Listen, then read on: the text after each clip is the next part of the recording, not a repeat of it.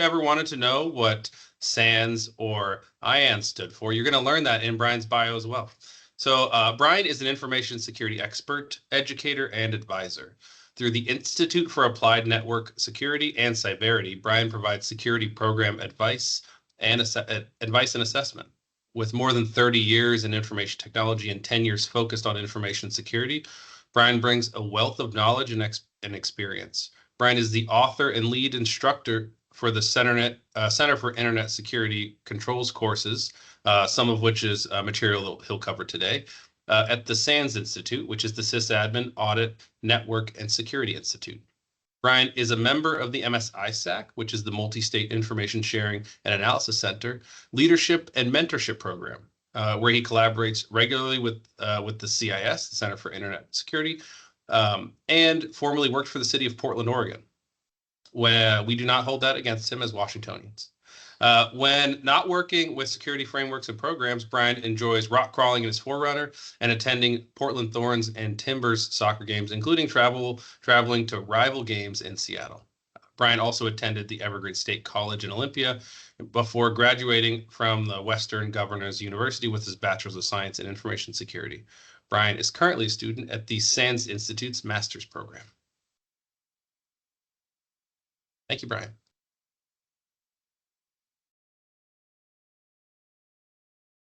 And I think you might be muted. I should unmute too. So let me go ahead and start sharing. Let's see if I can find my presentation again. Come on. Let's see. Oh, it disappeared on me again.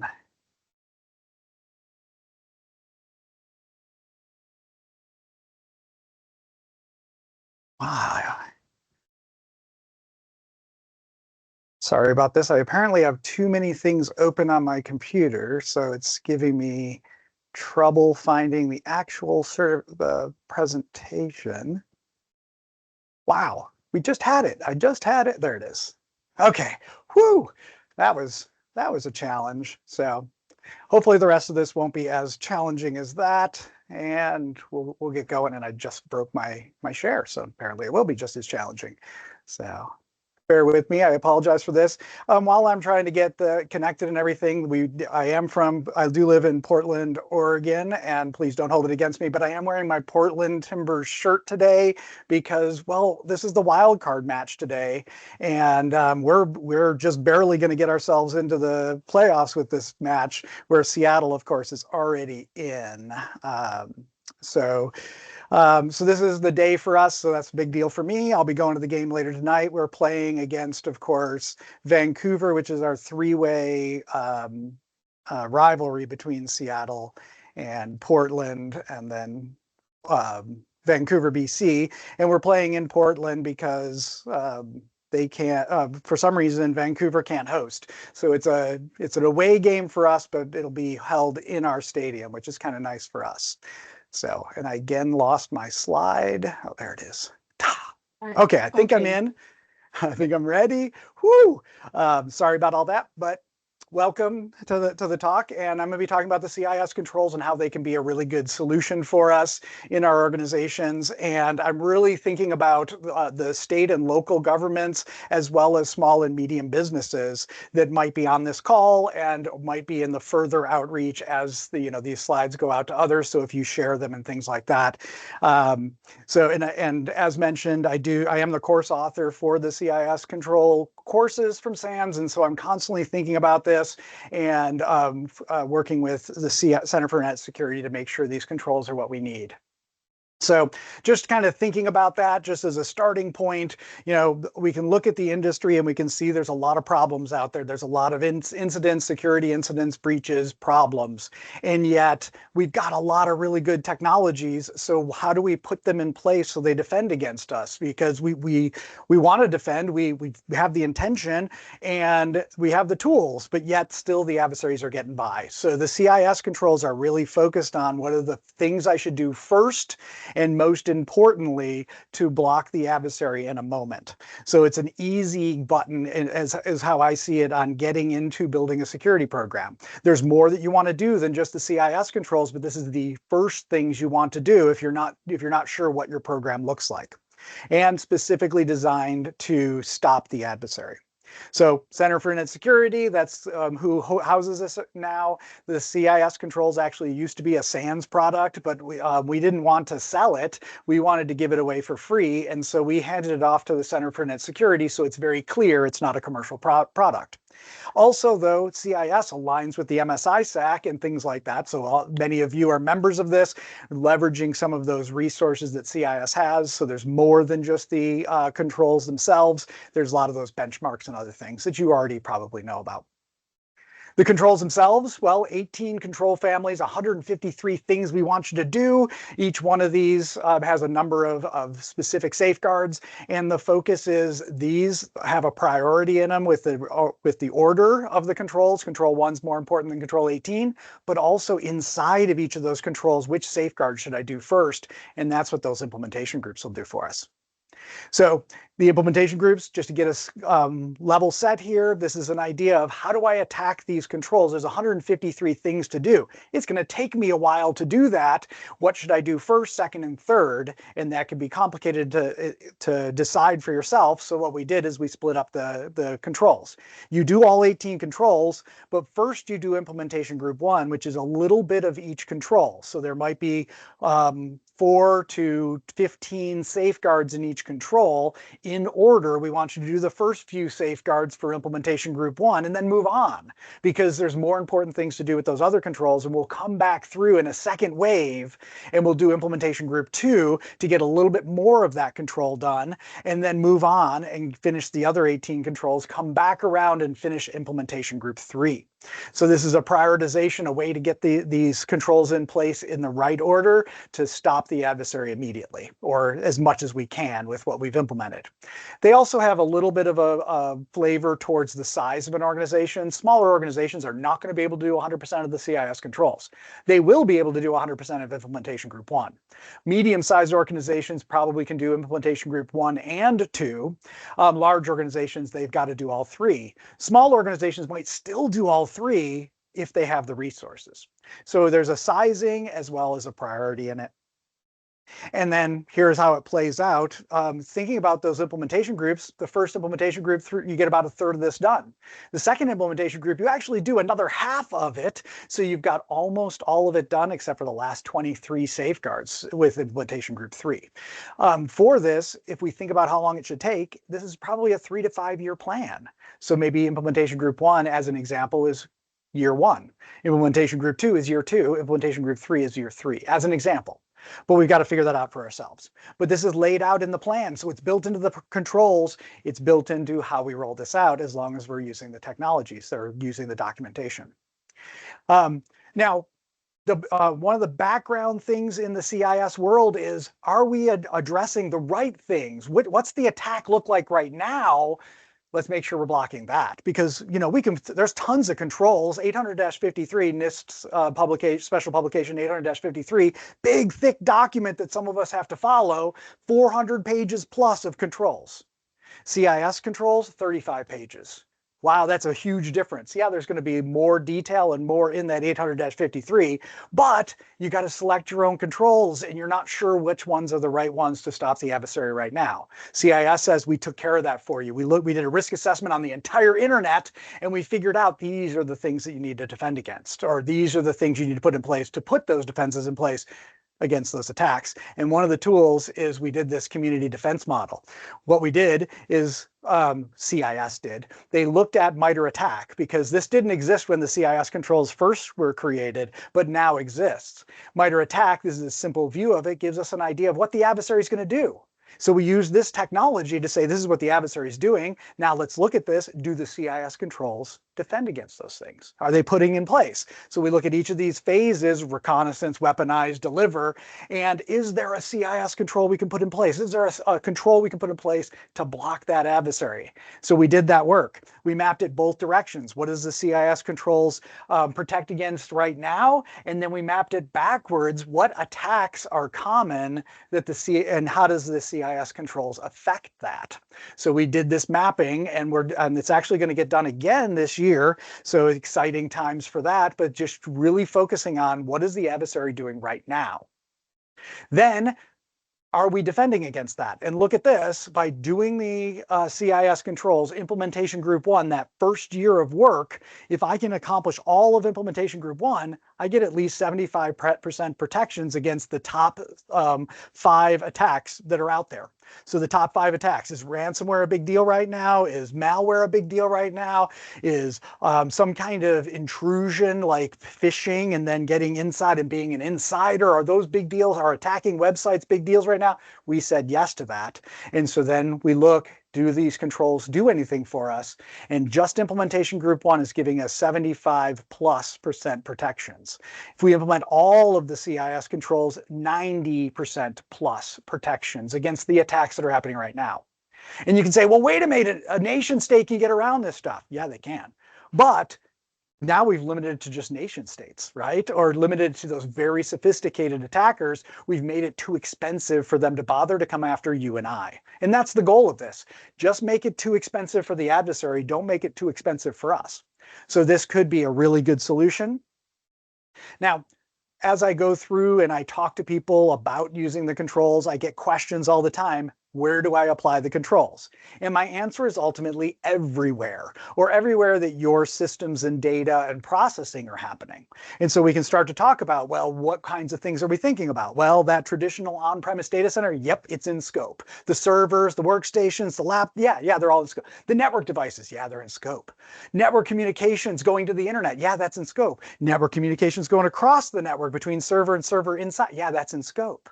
Well, what about that cloud? Yeah, the cloud's in scope, like everything you can think of. And then the big question comes. Does the CIS controls allow BYOD, bring your own device? And we say, meh, sure, but you got to put 18 controls on them, 153 safeguards. Go ahead and do that. And I don't care if you're using your own device. So we've even covered the BYOD side by saying, not a problem, use it all you want as long as you can put the controls in place. And then you and I can have a conversation in our organization.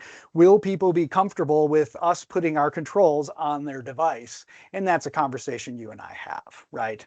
So these are just ideas, but we want to apply these things, these controls everywhere, and that includes some of the more modern solutions with the DevOps and the DevSecOps and the infrastructure as a service. Oh, wait, infrastructure as code. Oh, wait, CI/CD pipelines, all of that stuff, that automation, end-to-end solutions, containers, all of it is included in the CIS controls. And we're thinking about putting those controls in place on all of those different solutions. So yes, we cover these things. We care about it. And we definitely want to do those controls. Now that I've sold, what the controls background is, let's see what it can do for us. So if you just take the controls and start thinking about what they're asking you to do. So there's a lot of very specific things we're asking you to do. I've summarized those. If you think about it, we look at, and I'm going to go to a different framework because a lot of us think about it. It's very popular right now, the cybersecurity framework. By the way, the cybersecurity framework from NIST and the CIS controls from CIS, they work together very closely. Matter of fact, the cybersecurity framework was built on the CIS controls. So they're very aligned.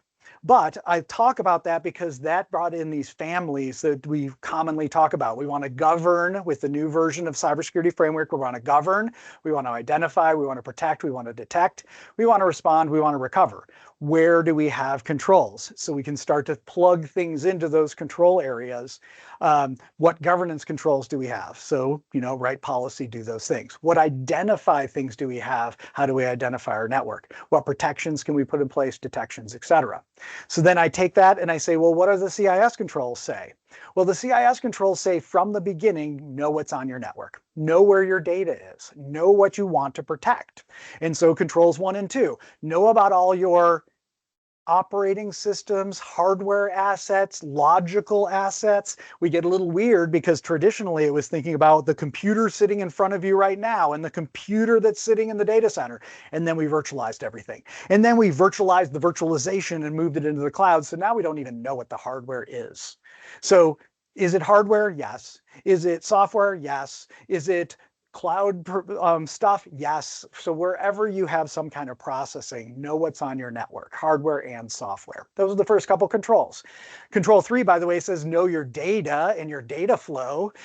But even with controls 1 and 2, as you get into the enforcing components, so the first part of it is a govern, hey, have some policy around this. The second part is identify what's on your network. The third part is now that we know what's on our network, what software and what hardware, let's only allow that to process. Let's only allow our hardware to get on the network. Let's only allow our software to run on that hardware. And now the adversary can't do evil things on our systems. We continue on and we say, again, that data and data flow is very important, but also let's start cleaning up mistakes in our networks. So we have vulnerabilities, known bugs in our system that there's a security patch for.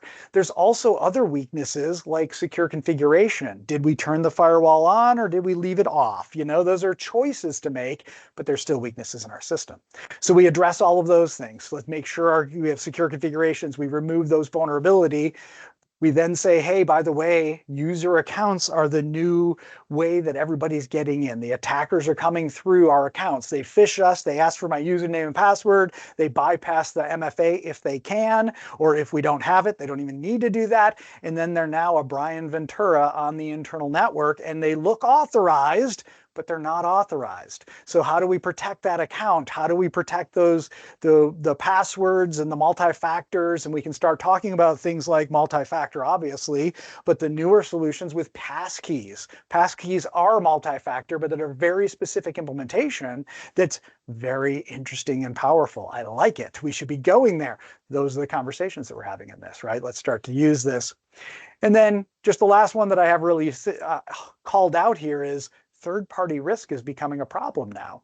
And with version 8, we introduced a new control for third-party management. We called it server provider management, but this idea that everything we do, we're using other people's stuff. The hardware in front of me, I didn't build it. I didn't build that chip. I bought it from a vendor. So there's third-party risk. Well, the software that's running on that, well, that's that company I bought it from. So there's third-party risk. Well, I put it in the cloud environment. There's third-party risk. So these are huge areas where we're doing more and more third-party risk things, and we need to manage those.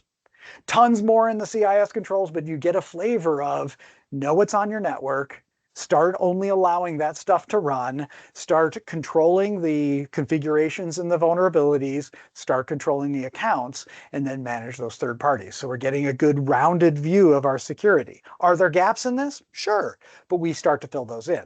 And if we put just the CIS controls in place, we've filled a lot of the gaps and made it more expensive and harder for that adversary to get into our organizations. So that's kind of the message, what we're trying to do here. To give a little flavor, about a year ago, the CISA, so Cybersecurity Infrastructure Security Agency, because we got to say security a lot, and NSA, National Security Agency, or no such agency. I'm listening to a podcast, by the way. NSA just put out a new podcast over the last couple months, and it's called No Such Podcast because they used to be called the No Such Agency because you weren't supposed to know about the NSA. Total aside there, but it's interesting. So sorry, last year, CISA and NSA, they put out this advisory saying, you know what? We're noticing a trend on the internet here. Everybody who's getting breached, the most common problems they have, how did that adversary get in here?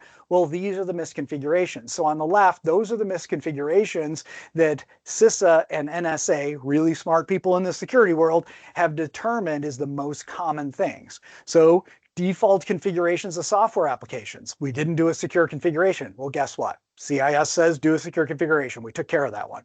Well, we don't have good separation of user and administrative privilege. I'm domain admin. I get full access to my system, whatever that is. Well, guess what? CIS says remove that. Insufficient internal network segmentation and monitoring across those segments. Guess what? CIS says monitor those things. Make sure you put those boundaries in place. And It doesn't say it directly in the CIS controls, but microsegmentation is what's coming around to solve these problems. And I expect that to be in the next version of the CIS controls, right? Continuing on, patch management. Well, yes, we patch our vulnerabilities. Bypass of system access controls. Well, yes, we need to have that least privilege and need to know. Weak or misconfigured MFA. Well, we say do MFA, do MFA, do MFA. We say it many times in the controls. And so we're getting to covering those areas that are important. Network shares, poor credentials, unrestricted code execution, each one of those are addressed inside of the controls. And so I'll call out a couple though that are a little vague. They say bypass of system access controls, and the CIS controls say do good, least privilege, and need to know. It gets too complicated for us to tell you exactly how to do that. So we're not a perfect, just apply it. But if you apply the methodology, you will get least privilege, need to know, and cover that. Similarly, again, with insufficient ACLs on network shares, we say put a boundary device in between two networks. And when I teach it, I say a boundary is any two networks that touch where there's a difference in their security level. For instance, I might have a marketing department and an HR department. They don't need to talk to each other. Put a boundary device in between. And you say, well, wait a minute, the marketing people, they got to do their timesheet. Great, open up a hole so they can do a timesheet, but they can't connect to the workstations. They can't get to the HR file server. They can't get to the HR system with everybody's social security in it, whatever those things are we're trying to protect. So a little bit vague on those couple things around exactly how you're going to do it, but we do have in the controls, do these things. So cover those. So you can see that the CIS controls are definitely covering the most important things according to the experts that are in the world. And every few years, we go back through the CIS controls to determine what do we need to cover now. It's been 3 years since we did this. Things have changed from the adversary's perspective. Things have changed from the defensive perspective. Let's put those together and make sure we rearrange these controls, add in or subtract where there's a need. So that's kind of the idea of how it can help you. So then how do I implement these controls? Yes, CIS controls are interesting. Yes, they seem to address the right things according to CISA and NSA and Brian. But how am I going to implement these things, especially in weird places? I've got, mobile devices and I've got IoT devices and weird stuff on my network. How am I going to do it? Well, CIS has a number of resources. By the way, I do have all these links at the end in the presentation. So there's one screen that has a lot of the links to get you to all these places. So don't worry too much about, I had a couple links on the other screens. All of that's in the end. But here is a bunch of companion guides where CIS has done the work to determine how to apply the CIS controls in these alternate environments, these non-traditional environments, but becoming more common environments. Let's make sure we're covering them. How do I do it in the cloud? How do I do it on IoT devices, mobile devices? How do I take care of enterprise assets or whatever that is? On the other side, what is the adversary really doing? Today, the adversary is breaking in through phishing us. That's what they're doing. They are sending an email to Brian saying, hey, Brian, I can't get through your defenses. Can you please give me your username and password so that I can get through? Because as an adversary, I have a mission to steal all your data and I can't get through. And so they ask us that. Now, obviously, the phishing message is not that direct. The phishing message is going to say, hey, urgent, IT needs you to put your username and password in, otherwise you're going to get locked out. But that's what the sub message is. I can't get in. Please give me your username and password. So once they're in there, do they use malware? Maybe they do, maybe they don't. Well, if they don't, what are they going to use? And that's where these living off the land documents come in. So this isn't how you implement, this is how you think about the threat or the adversary. So what are they going to do? And they might use something like PowerShell. PowerShell's installed on all our Windows devices, and it's, well, powerful. It's in the name. It can do a lot of amazing things. It's a great language. And I'm a Linux person, by the way. Don't tell anybody in those Microsoft worlds. I do a little bit of Microsoft too. But PowerShell's a really good language, and it's available on all systems. So the adversary will leverage PowerShell to do evil on your network, as an example. Well, if that's true, how do we defend against it? Well, that document talks about it. It says, hey, by the way, first off, how many people use PowerShell in your organization? You got IT, You got some power users, maybe. You got some data scientists. You got some developers. And then you've got the rest of the people in your organization that might not be using this. So could we turn it off as an example? So there's ways to think about these things that are above and beyond just the basic of do these good things in the controls. This starts to get into how the adversary is going to work on your system so you can defend against it.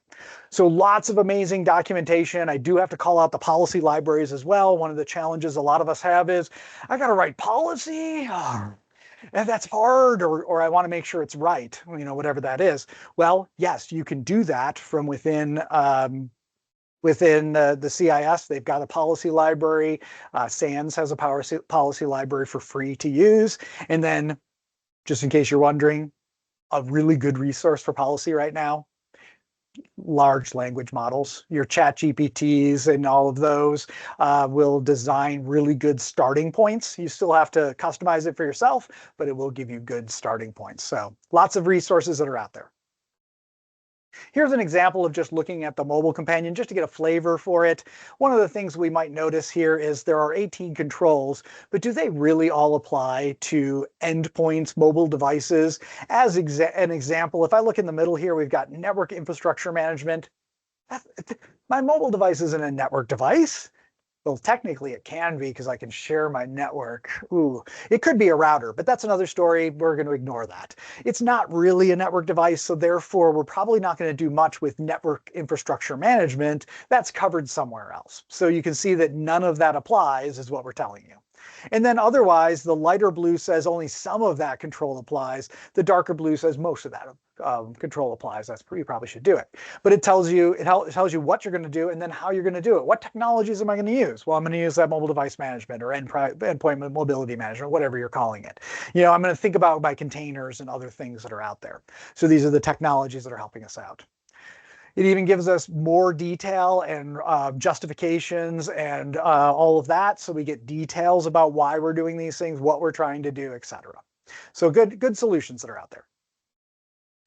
Other tools that CIS are going to give us, the ability to assess ourselves to see how well we're doing. This is determining how our risk is and planning for the future. So I assess myself and I look at it and maybe I'm not doing very well. Control 1, not so much. Control 2, not so much. Control 3, we're doing all right. We rank ourselves. You see the number, you see the kind of this bar chart for all the different controls here.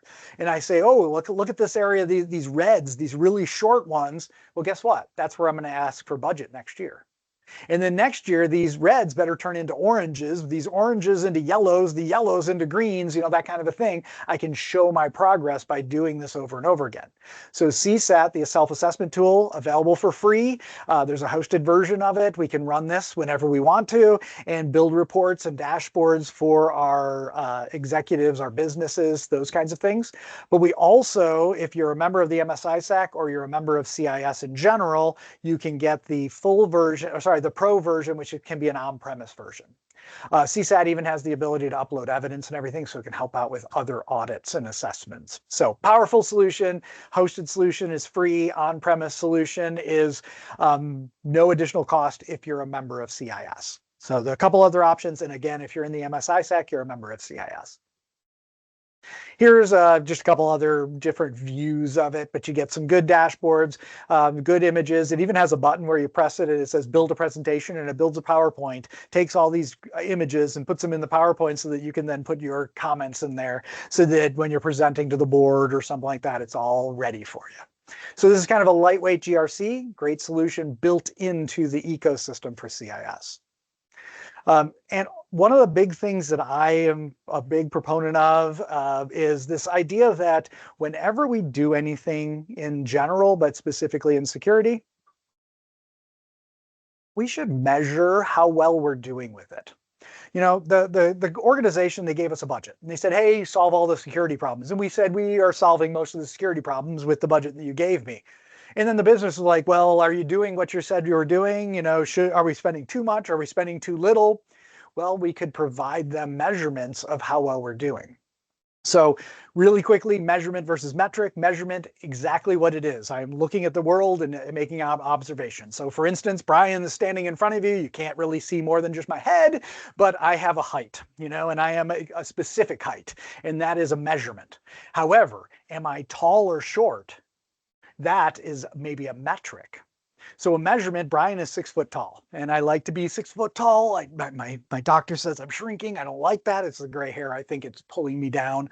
Another story, but 6 foot is my height. And then you say, well, is that the good enough height? And you might say, well, when I go to the amusement park, I see that there's a ride I want to be on, and it says you must be taller than this line. And I stand next to it and I go, aha, I am taller than that line. I can ride on that ride. I met the metric.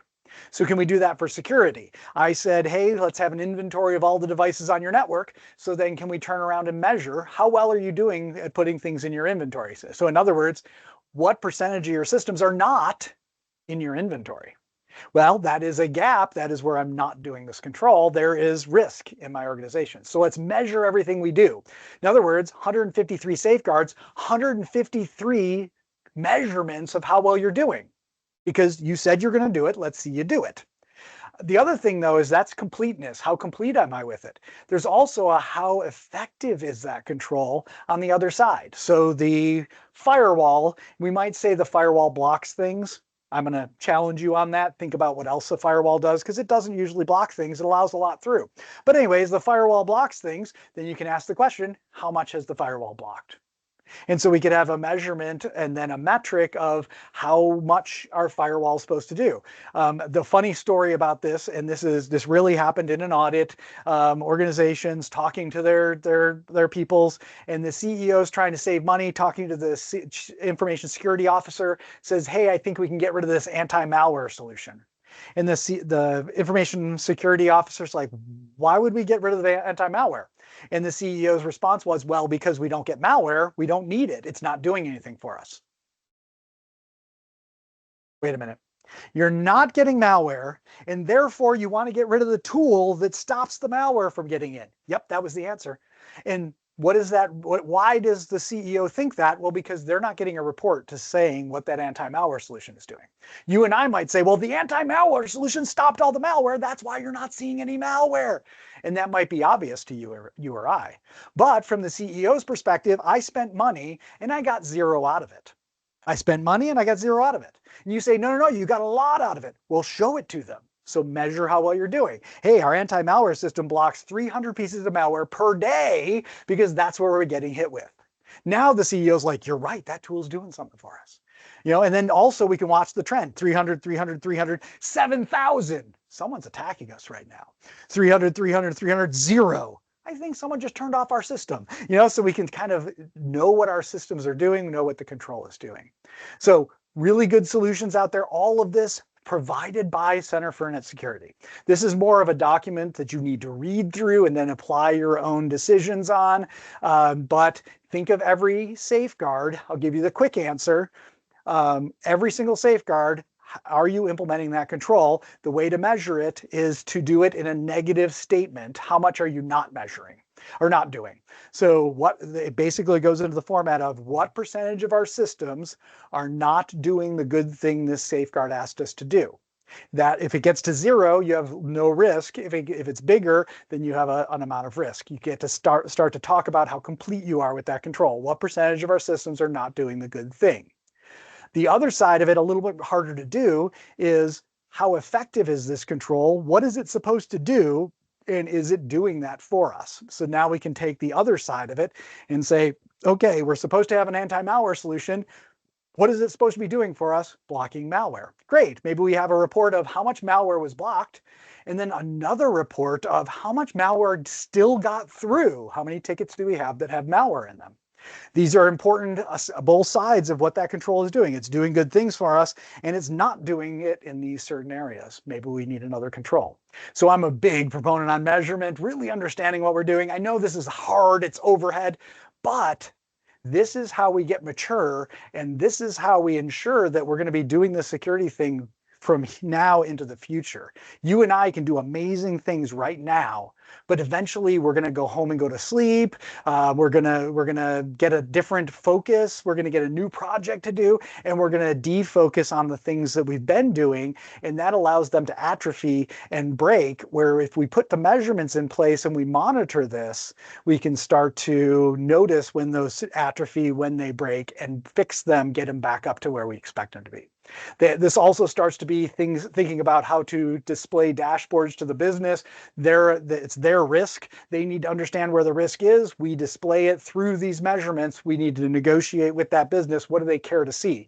If I measure 153 things, I am not sharing all of that with my CIO or my CEO or whoever that is. I am aggregating that, but I want 153 things because I'm tracking 153 things to ensure that the 4 or 5 things that I show the CEO are accurate, that they're informative, and that that leader knows what's going on with regard to cybersecurity risk. So hopefully these were useful for you. Some ideas of things that, oh, there was one more, I apologize. So these are services that CIS is providing for us. Here we've got CIS Navigator. So a lot of us have to meet many standards. When I was at the city of Portland, the 3 common standards that I had to meet: PCI. I had some PCI stuff.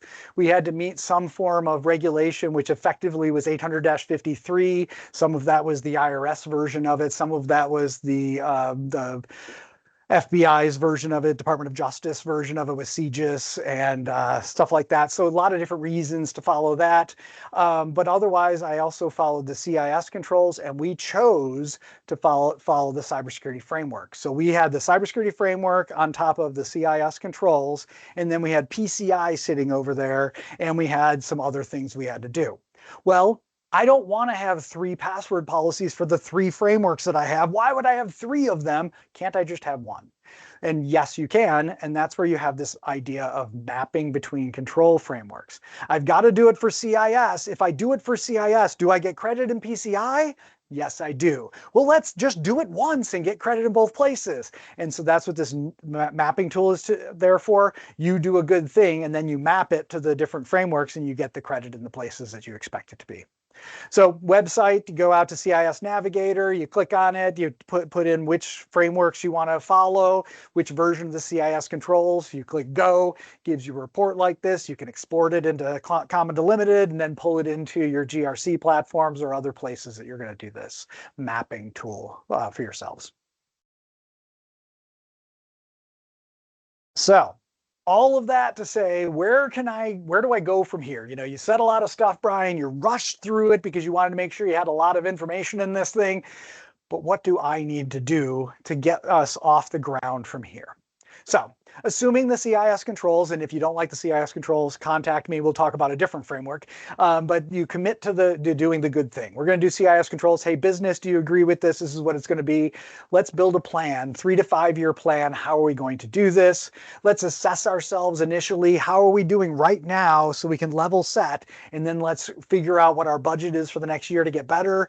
You know, if you're in a traditional calendar year, we're thinking about budget for next year already, or we're probably done with it. However, when I was in the city of Portland, our budget was the 1st of July was the fiscal year. So right now is when we were thinking about budget for the next year. So good timing. Then follow that plan. The plan says go through the implementation groups in order. Let's do implementation group 1, 2, 3.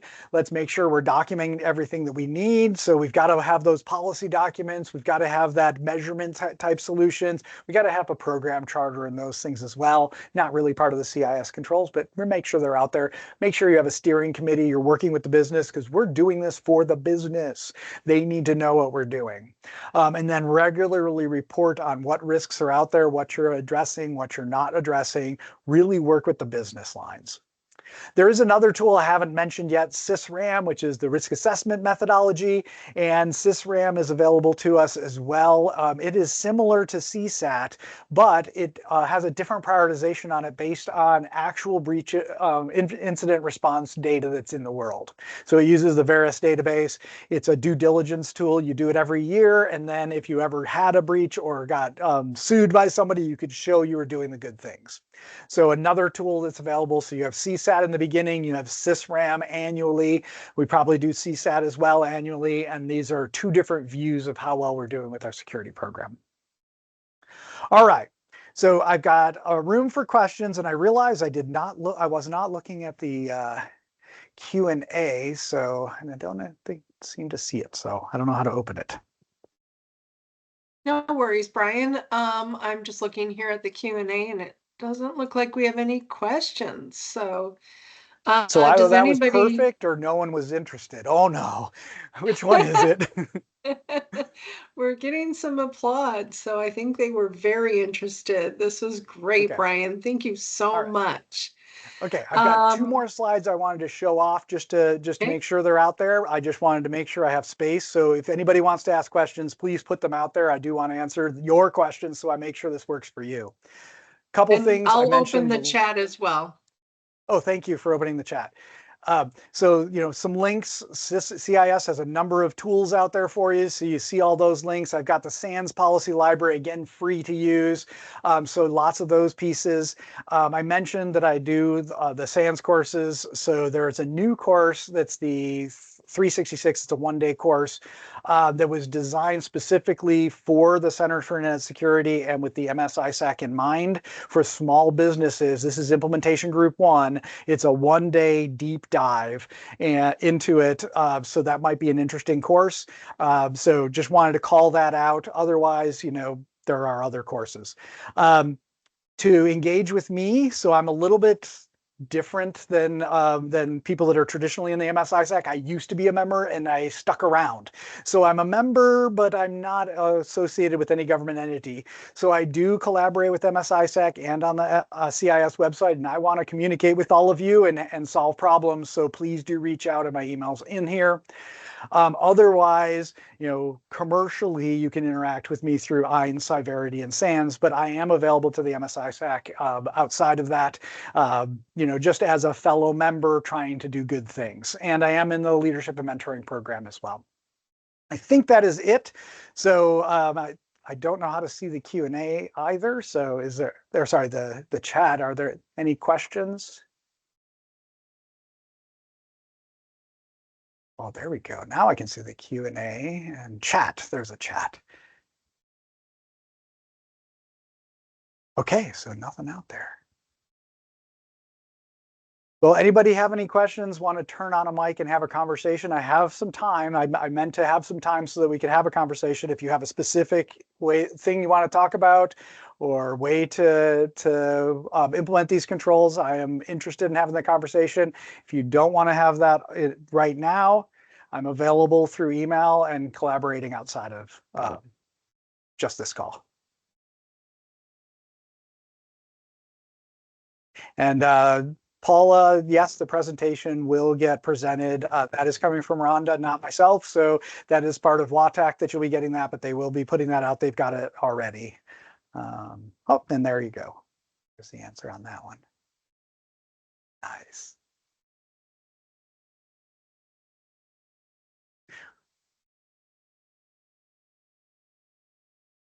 Okay, well, with that, I guess that about does it for today. Thanks so much, everyone, for joining us. And we do have another presentation starting at 1 o'clock. It's Digital Danger Zone, Unmasking Ransomware, and let's see, Unmasking Ransomware and Malware Threats. And Carlos is going to be sharing some of his thoughts. So please join us at 1 o'clock. There's a separate link for this. And have a great day, everyone. Thank you. Thank you all. Have a great day.